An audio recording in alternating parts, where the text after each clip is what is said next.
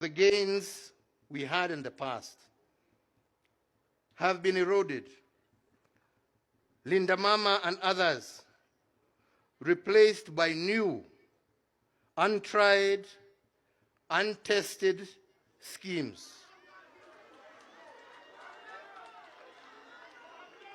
And while we wait for these experiments to work, Kenyans suffer and our progress is retarded.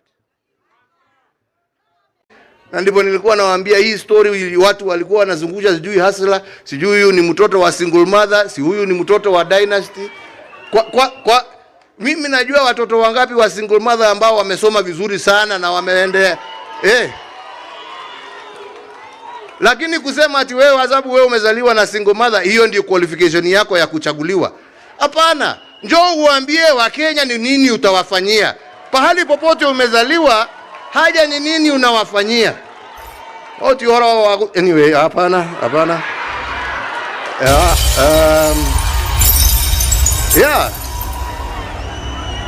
Kila mtoto, uwe umezaliwa kwa nyumba ya matope, uwe umezaliwa kwa nyumba ya dhahabu, kila mtu ako na nafasi ya kuongoza taifa hili letu la Kenya. Haja ni hapa. You can never be led by bitterness, anger or hate.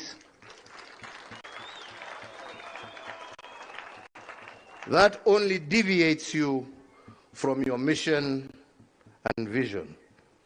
Wale wanataka kuendelea na matusi, hiyo ni shauri yao.